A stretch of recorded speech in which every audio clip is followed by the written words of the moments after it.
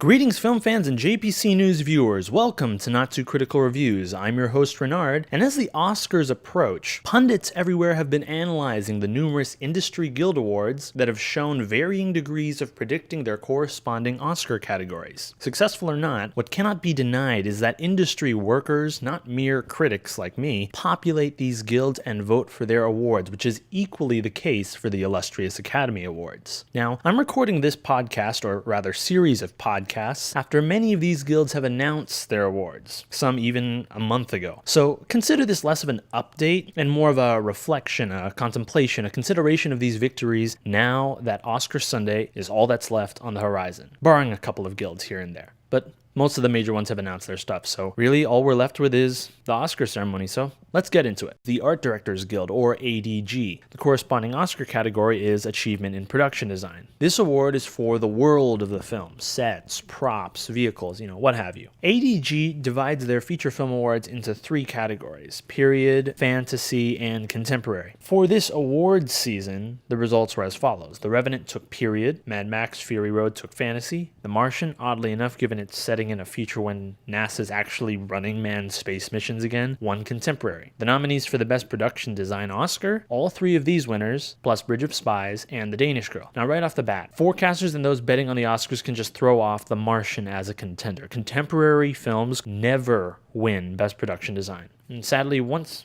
The Martian landed with its 7 Oscar nominations last month, many wrote it off because the reality is it really doesn't have a shot in any of its 7 categories. Best Production Design is no different. Next, throw off The Danish Girl. Tom Hooper films haven't had any success in this category. The King's Speech, Les Miserables. Hooper films have gone 0 for 2 so far, and when one takes into consideration the film's mixed critical reception, The Danish Girl will likely push that record to 0 for 3. If that film is going to win an Oscar, it won't be for production design. Now, the dark horse of this category for sure is Bridge of Spies. Why? Because Steven Spielberg's previous film Lincoln upset in this category 3 years ago when people thought it was between Anna Karenina, Les Mis, and Life of Pi. Like The Martian, Bridge of Spies is expected to go empty-handed, but if it doesn't, expect its sole win in either this category as a sequel to Lincoln's upset, or from Best Supporting Actor nominee Mark Rylance. But enough about hypotheticals, let's stick with the main competition here. Best Production Design comes down to the 2 other ADG winners, Mad Max Fury Road and The Revenant. And from there, the predicted winner, barring the momentum bearer's increase of momentum, I'm talking about The Revenant,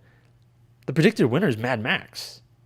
I mean, The Revenant may be the Best Picture frontrunner to an extent, but it mostly takes place outside, and the period structures are mostly just your average cabins. Nothing too surprising. Accurate. Expected of the era, though. Mad Max, on the other hand, it has the Citadel, it has the salt flats, it has the desert. Most importantly, it has all of those crazy imaginative vehicles. This is Mad Max Fury Road's Oscar to lose. Best Visual Effects. Curious category. For many, it's assumed that it's the category where blockbusters, meaning the films that most normal people watch, have their time in the spotlight, which is true. However, there's one key trend that goes over the heads of many Oscar followers, and that is no Best Picture nominee, if there happens to be one in the category, has lost this category since special effects have become modern, meaning since Star Wars took the statuette in 1978. If there happens to be 2 Best Picture nominees, one loses to the other. If there are no Best Picture nominees, then the victor is usually the most obvious or the most prestigious film, like last year's victor, Interstellar. This year, as much as I hate to admit it, that trend could actually break. Star Wars Episode 7, The Force Awakens came away with 4 awards from the Visual Effects Society, VES, including their top award, Outstanding Effects in a Photoreal Feature. The Revenant won 3 awards, mostly for The Bear, and Mad Max Fury Road only came away with 1 for the Sandstorm sequence. Oh, and as an aside, The Good Dinosaur overtook Inside Out for the animation category, which makes sense even though it won't factor at all at the Oscars given The Good Dinosaur wasn't even nominated. Back to the live action. All 3 of these live action films are in the corresponding Oscar category alongside Ex Machina, which let's face it is lucky to be nominated, and The Martian, which can't compete against these 3 VES winners. BAFTA has also answered and gave their Best Visual Effects award to Star Wars, which doesn't make sense really considering that The Revenant won Best Film and Best Director and Best Actor in Cinematography at that ceremony, and also Best Sound, surprisingly enough, but we'll talk about that when the sound guilds are up for discussion. And also, it makes sense because Star Wars was filmed in the UK, so that makes sense. Star Wars has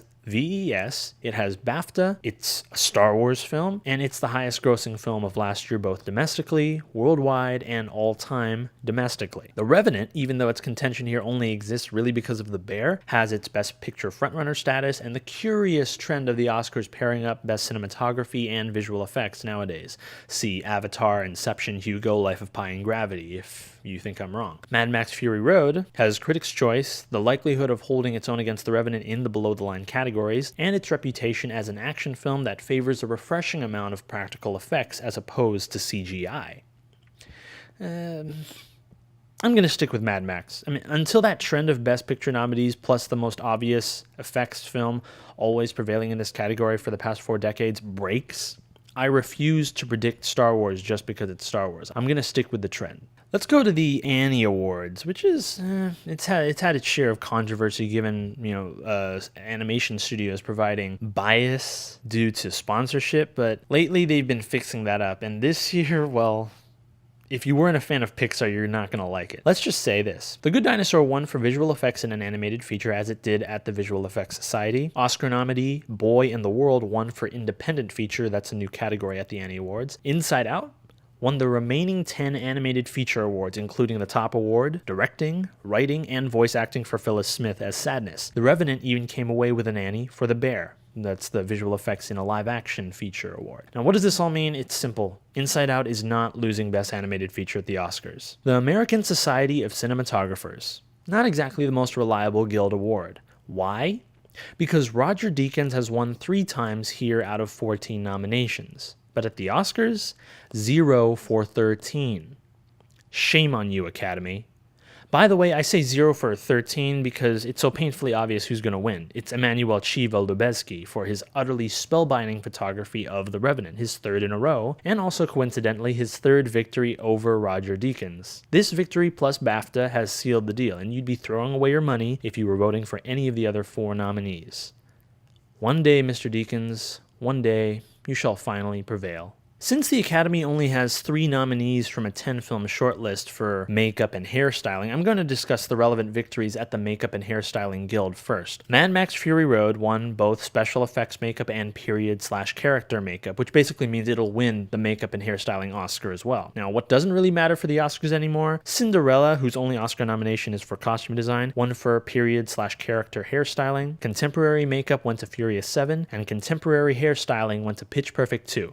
How nice. But the road stops here for those 3. Mad Max is what matters. Best Costume Design. When it comes to costumes at the Oscars, you can always count on the Academy going all out on the period and fantasy and ignoring, or at best, barely squeezing in contemporary efforts, to the point of having an obvious winner and forgettable nominees, for the most part. The Costume Design Guild helps narrow down the main competition from those first 2 categories, assuming that they're nominated. It's not the most reliable guild, but it helps narrow down who would be the best contenders from who's actually nominated.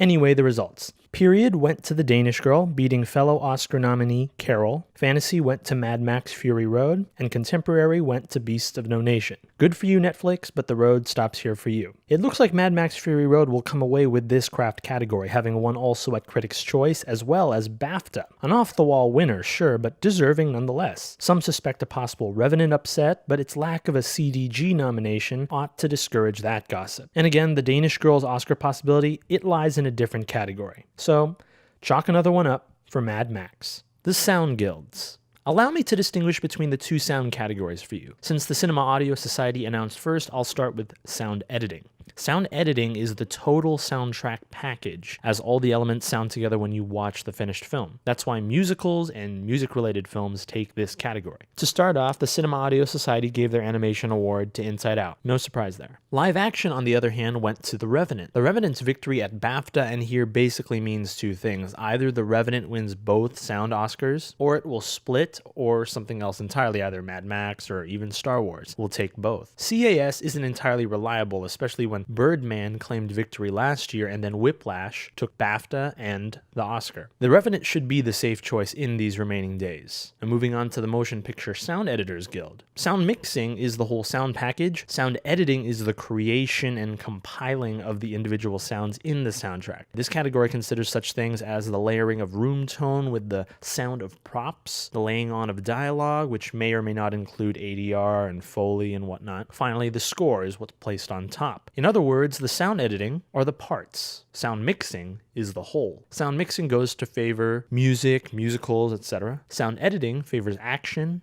inventive sound effects. Now, people noting the accuracy, for example, of the sounds of specific shots from different firearms in Sicario, that's sound editing consideration, hence why it's nominated in that category. The Motion Picture Sound Editors Guild, or MPSE, announced literally the day before the Oscars this year, and their results? The award for dialogue and ADR went to Bridge of Spies, which isn't nominated for sound editing, only sound mixing. The more important award, on the other hand, is sound effects and Foley. And you know what? It was a tie between Mad Max Fury Road and The Revenant. What does this mean? Well, The Revenant took CAS, while it tied here with Mad Max. Oscar history has demonstrated that these sound categories split when one winner isn't nominated in the other category, usually the case. This shouldn't be any different. So chances are The Revenant will take both sound Oscars. Thanks for tuning into these Oscar season update video podcasts. Have you seen any of the films that have been nominated and awarded by these guilds? What are your thoughts on the films, on the winners, and on the nominees? Please be sure to let us know in the comments section down below. Please also be sure to give this video a like, and also be sure to check out any of our show's previous episodes by subscribing to the JPC News channel and liking the JPC News Facebook page. I'm Renard, and this is another edition of Not Too Critical Reviews' Oscar season update video podcasts. See you next time.